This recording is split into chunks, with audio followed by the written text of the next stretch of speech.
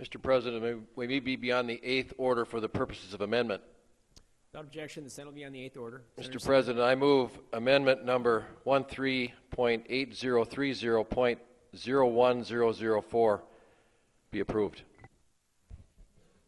Are there any senators who do not have a copy of the amendment referenced by Senator Sinner? Senator Sinner? Mr. President, first thing I'd like to say is thank the carrier for his description of the bill, and much of this bill is a good bill. I think, however, though Section 5 needs some clarification and correction. Currently, well, first of all, in 1919, the 16th North Dakota Legislative Assembly created the Workmen's Compensation Bureau. Its purpose was to, quote, provide sure and certain relief, regardless of questions of fault, unquote. Mr. President, this amendment changes something. The bill, in the original bill, an injured worker who is incarcerated loses his benefits. I have no problem with that. The problem I have is what happens when he has served his time and paid his price to society. Under this bill, if it's within 180 days, he gets his benefits back. If he's past that time, he must show wage loss before he gets benefits. Now, in many cases, I don't think we have a lot of sympathy for folks who've violated the law and been incarcerated. And that's where the problem starts. In this guy's case, whoever he is, he obviously can't show wage loss because he's been incarcerated. There's no chance of this guy getting benefits back under this change in this law. The second thing that bothers me about this is, what happens to this guy when he gets out? Who pays his costs? The employer who employed this guy when he was working and was injured had insurance, and that's why we have Workers' Compensation Bureau. The employer was responsible for his medical care and his rehabilitation and his compensation, and none of that changed when he went and committed his crime. But if he's in over 6 months and comes out, the liability now switches to the taxpayer. And that's the problem I got. The taxpayer shouldn't have to pay for this guy. Why should he? The employer had insurance. The second part of this problem, I think, is we've got a guy coming out. He's obviously served more than 6 months. He loses his benefits. He's just come out of the school of hard knocks, where he's learned a lot about crime. He's injured. He's got a criminal record. How many of you folks would hire him? How many of you folks would want this fella moving next to you or in your neighborhood? Because he's going to certainly be looking for a way to support himself some way or another. Under my amendment, it goes back to basically the way it was before. If this guy still is injured when he gets out of his incarceration, his benefits are started up again. If not, he doesn't need them.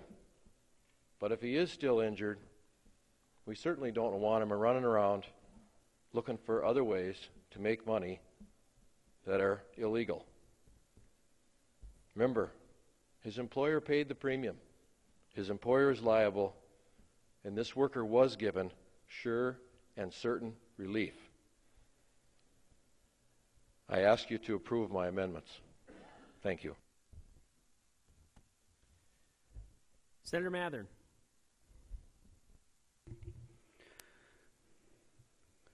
Mr. President, I would have a question of the carrier, and the question relates to the consequence of this, the carrier of the bill, the consequence of passing the bill without the amendments to the children and dependents of this injured worker who had been in prison or incarcerated. I'm presuming the benefits used or given to the injured worker are used by not just the injured worker, but the injured worker's children and spouse. If the bill is passed without the amendment that was offered just a minute ago, how do the children and dependents support themselves without any benefits? Senator Klein, do you wish to answer the question?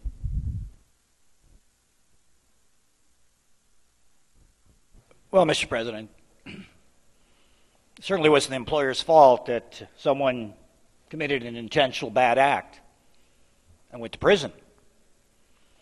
And Mr. President, this just creates a little fairness here, because we require everyone else who's had their benefits stopped for any particular reason to reapply, just like everyone should. But we've carved out this group.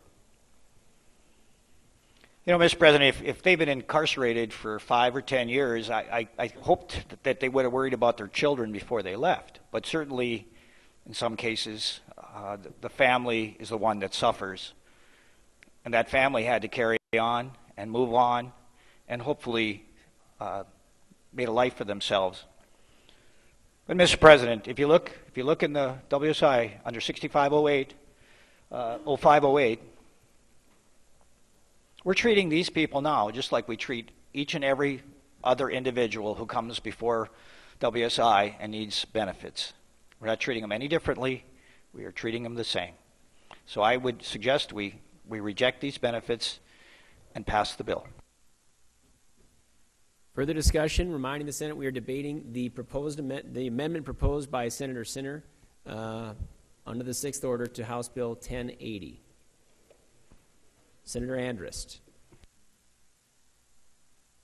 Well, Mr. President, members of the Senate, actually, we treat this paroled prisoner better than we treat other workers who go off the system, because we give him a cutoff of 180 days. As I think as I explained to you in another bill yesterday, we represent two masters in trying to adjudicate workforce safety premiums and benefits. We also represent the employers. I remember this poor fella that has been off the system because he's been in jail for more than 6 months, is likely of no further benefit to the employer who paid these benefits. We make him responsible for putting him back in the system. It doesn't seem like justice to me. Finally, we should be thinking that that everybody has to be re-enrolled through the same process, whether you're through incarceration or for other termination of benefits. And if we need to treat all these people the same. And I think that's only a matter of fairness. I hope we will reject the amendment. I might add, Mr. President, that as we always visualize the worst hardship case on a person that's incarcerated, this person might have carried off his employer's tail on top of it. Further discussion on the proposed amendment to House Bill 1080. Senator Hogue. Mr. President, I'd just like to request a recorded roll call vote on this amendment. Are there 8 senators willing to stand in support of Senator Hogue's motion for a recorded roll call vote? Very well. We'll proceed by way of recorded roll call vote on this proposed amendment when the time comes. Senator Sinner. Mr. President, all I'd like to say about this matter further is, and I don't have any problem with them treating everybody the same that's had benefits suspended if their conditions were the same. Because all other people who have their benefits suspended have gotten better. And that's why they've been suspended. These guys haven't. And that's the difference. We're letting these guys out of prison, and they're still in the same condition they were or worse than when they went in. The employer paid for the insurance. And let's be clear. These are not typical benefits. This is compensation for the injury. Prior to 1919, when this law was passed, why and what happened to these people? What happened was people had to sue their employers to get compensation for injuries. And when they sued their employers and won, the court said, here you go, here's your compensation. They didn't say, here you go, here's your compensation, don't go to prison or we're going to take it away. They didn't say that. They said, here's your compensation, sure and certain relief. I ask you to approve these amendments. Thank you. Senator Lafine. Mr. President, in our country, if you are injured and disabled and come out of incarceration, you're also eligible for Social Security disability, and only in North Dakota are you also eligible for WSI's benefits if you're an incarcerated person coming out of prison. And it's actually a double dipping of sorts. It's not 100% double dipping, but it is to a degree double dipping, because we deduct some of the WSI benefit, but not all. And the incarcerated injured worker is the only person in North Dakota that would get that double dipping benefit right now. That's what this amendment, that's what the bill tries to correct, is to make everybody play under the same rules in North Dakota. Senator Mathern. Thank you, Mr. President. I hope we can support the amendment that was brought to us by the senator from District 46, even though he noted the consequence for the individual. I would just ask us to consider the consequence for that individual's family. I mean, we are all some way connected with other people, and often our income or our benefit, whatever that is, accrues to people that we're connected with. So not only are we creating a situation where this individual, it could be a man or a woman, who would have a harder time not even finding a job, also supporting themselves, but then also the persons that they're connected with. Essentially what happens then is we transfer this obligation of the family to the Department of Human Services. That's really what happens. And somebody has already paid a premium.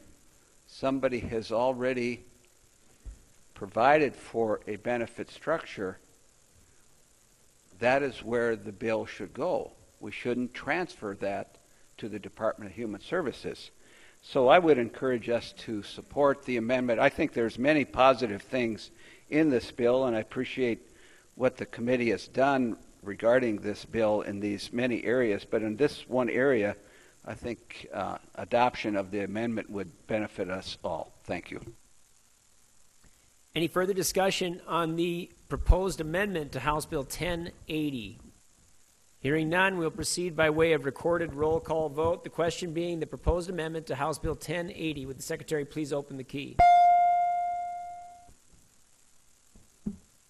All senators have voted. Any senator wishing to change their vote? Secretary, close the key. Final tally on the proposed amendment to House Bill 1080 reveals 14 senators voting yea, 33 senators voting nay. The amendment is defeated.